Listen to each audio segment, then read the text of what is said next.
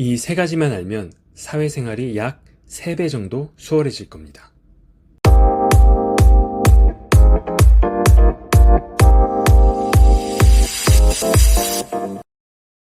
사회생활을 10년 넘게 하면서 깨달은 것이 있습니다.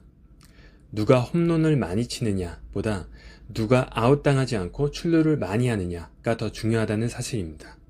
엄청나지만 불확실한 큰 기술보다 소소하지만 확실한 잔기술, 소확잔이 사회생활에 있어서 더 중요하다는 것을 깨달은 것입니다. 제가 사회생활을 하면서 체득한 소확잔 3가지를 여러분께 공유해 보도록 하겠습니다. 1. 중요한 보고는 오후 2시에. 30년 가까이 공무원 생활을 하신 아버지는 사회생활에 대해 별다른 조언을 하지 않으셨습니다. 그러던 아버지가 어느 날 갑자기 중요한 말씀을 해주시겠다고 하셨습니다. 세상 그 누구도 모르는 콜라의 원액을 만드는 비법을 알려주려는 듯한 비장한 목소리로 다음과 같이 말씀했습니다. 중요한 보고는 꼭 점심 이후에 오후 2시 정도에 해라.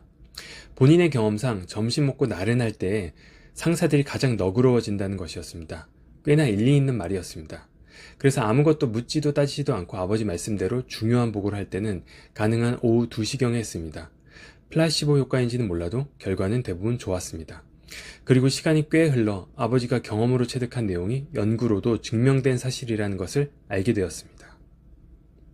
죄수의 가석방 청원을 판결할 때 식사나 간식을 먹은 직후에는 판사의 판결이 더 너그럽다고 미국 컬럼비아 대학 비즈니스스쿨 조나단 레바브 교수가 Proceedings of the National Academy of Sciences에 발표했다.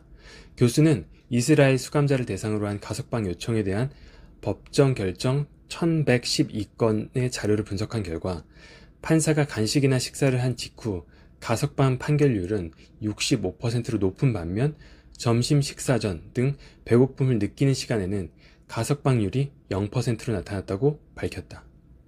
2. 마감 시한이 있는 업무는 예약 메일로. 어느 날 선배가 마감 시한보다 늘 일찍 끝내는 저에게 조언을 해주었습니다. 너무 빨리 하지 마. 그러면 바쁘기만 해.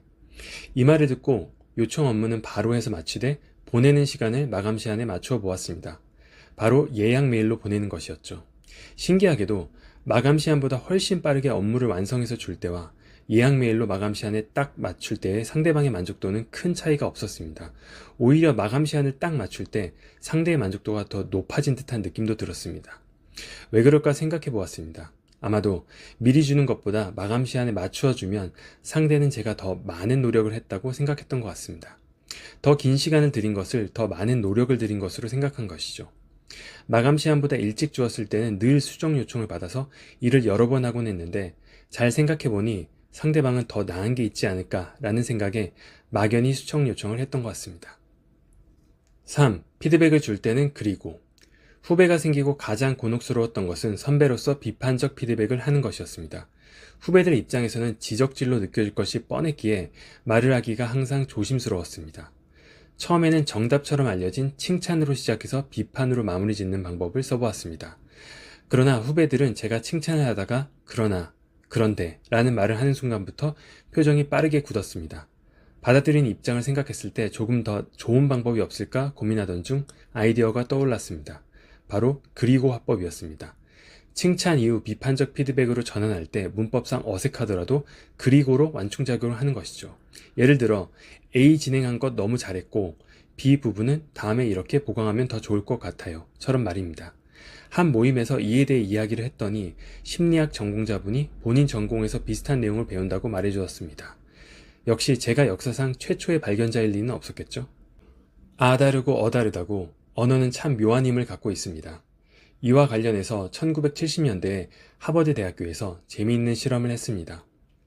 대학생들이 복사기를 사용하기 위해 줄을 서서 기다릴 때 다음에 3가지 말을 하면서 먼저 복사기를 쓸 수 있는지를 물어보고 성공률을 확인하는 실험이었다.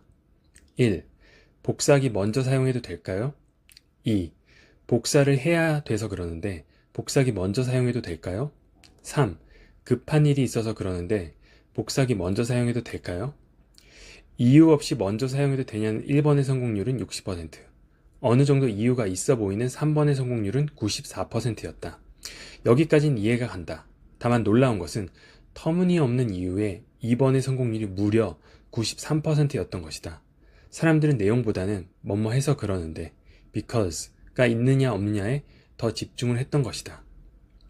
이처럼 내용과 상관없이 전치사, 접속사만 바꾸더라도 훨씬 더 성공적인 커뮤니케이션을 할 수 있습니다. 지금 이 영상을 보는 단 한 분이라도 저의 소박하지만 확실한 사회생활 잔기술이 도움이 됐다면 그것은 저에게 소박하지만 확실한 행복이 될 것 같습니다. 오늘도 콘텐츠가 좋았다면 좋아요, 구독, 알림 설정 부탁드립니다. 그럼 다음에 뵐 때까지 평화를 빕니다.